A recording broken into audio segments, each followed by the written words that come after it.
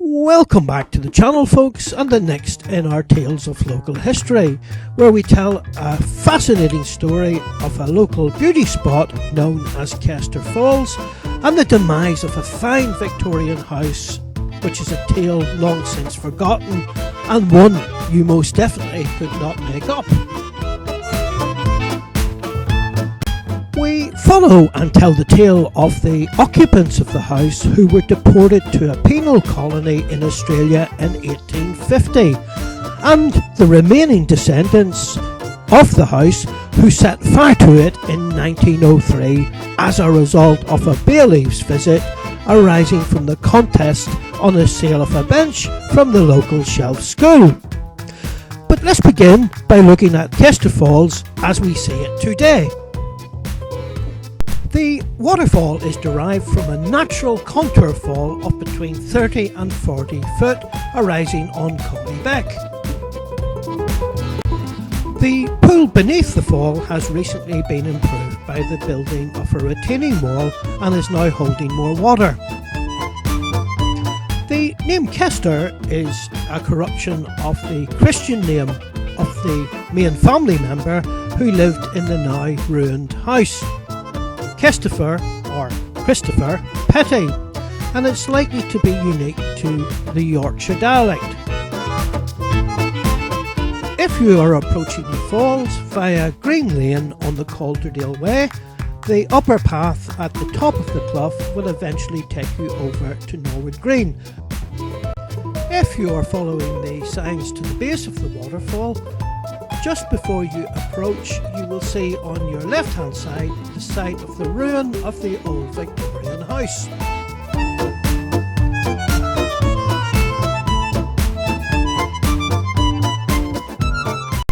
If you are intending to descend to the river base, you should note that the slope down to the river is an unmade clay slope, which is quite perilous in wet weather and it is not recommended.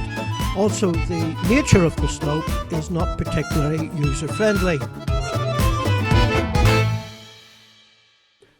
If you have approached via Green Lane, just before the gate stile and the right of way narrowing, you will notice Heath House.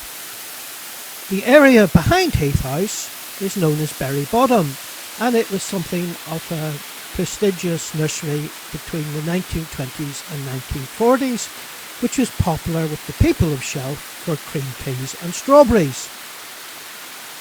Prior to the christening of the falls as Kester Falls, the general area in 1850 would have been known as Tan House Bottom. In the 1850s, this would have been the remotest of places and the ideal place to squirrel away ill-gotten gain, as we shall see from a brief insight of the occupants of the old Victorian house. As you will see in the following clip, you will see the dry clay slope which becomes perilously slippy in winter when it rains. Looking also at the riverbed, you can see much of the cast stone from the house ended up in the riverbed.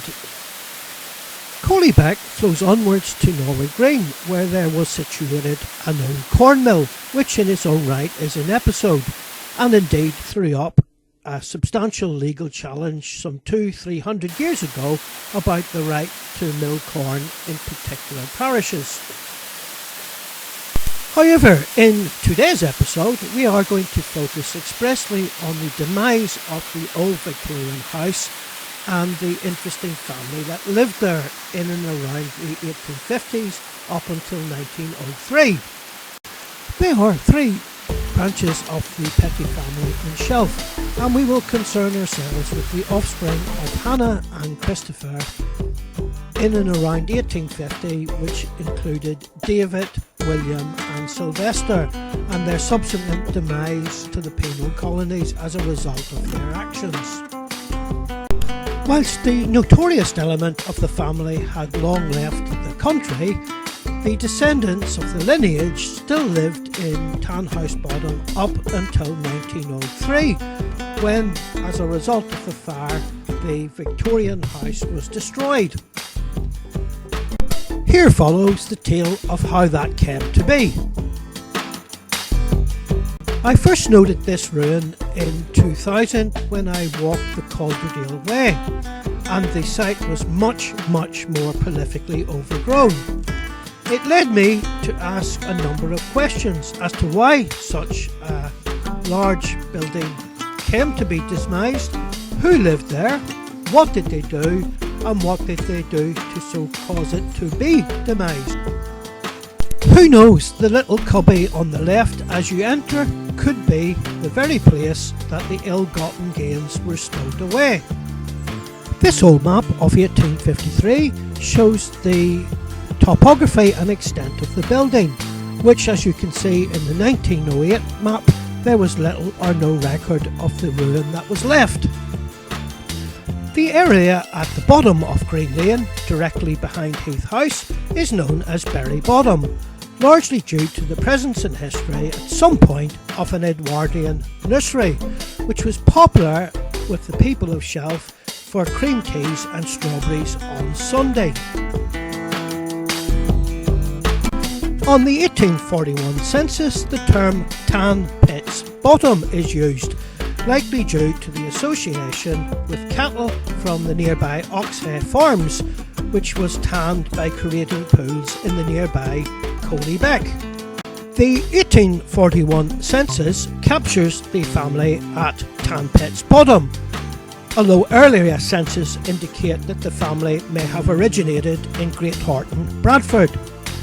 The family are generally employed as handloom weavers, occasional coal miner and general labour. But it is interesting to note on spring days that the tradition of sheep farming still remains. We are now going to outline the two principal incidents in the 1850s which led to the demise of William, David and Sylvester to the penal colonies. If so interested, you may stop the slide and read the full account.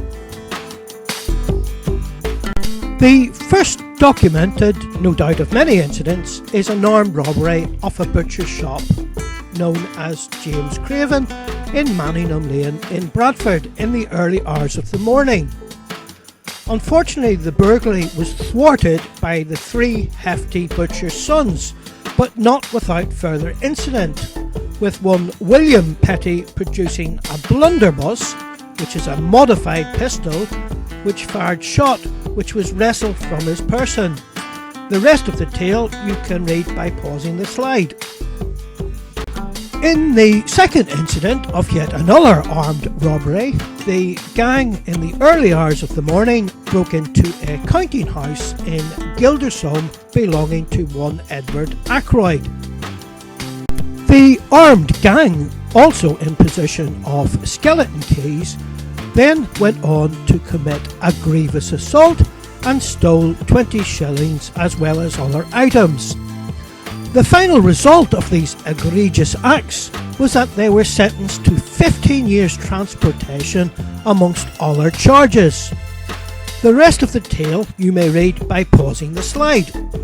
Sadly, the brother Sylvester never made the journey with his siblings in 1850 on the good ship Mermaid, as he is known to have died of consumption in York Prison, where the coroner recorded his death as a visitation from God. The tale in itself takes another turn, as in 1859 William Petty achieved a conditional pardon and remained on a farm known as Serpentine Farm, where he worked as a labourer. However, it is still the same old dolly that came out of the wash, because he developed an uncanny talent for finding and selling lost horses. Meanwhile, at another point in time, we look at the descendants that remained in the house and the final piece of the jigsaw that caused the large house to fall into demise. The ultimate demise of the house is best told lucidly in a tale or article by Rufus Barraclough, shelf resident aged 70 plus, in the Leeds Mercury of 1929, where he is scathing of the family. In summary, the ultimate demise of the house came about as a result of a series of visits by bailiffs, resulting from the sale of a school bench and a set of bizarre circumstances where a legal contest ensued when the Petties took the last remaining bench from the sale, leaving one other party aggrieved. As a result of the legal contest, the bailiffs came knocking, and rather than relinquishing their bounties, a paraffin lamp was set swinging and the house was set alight circa 1902, and subsequently causing it to fall into the demise that we see today. Well folks, that's it from me on this episode of Local History, and once again, thank you very much indeed for watching. If you have liked or enjoyed this video or found it interesting or educational, please like, share and subscribe so that we can bring you another in a series of local history. In the meantime, I hope you will be able to join me on the next folly being the correct word, as we take a close look at Wayne House Tower, otherwise known as the Tower of Spite and Malice in Halifax. In the meantime, whatever the weather may be, go outdoors and enjoy it, and look at the clues beneath your feet and become a landscape detective.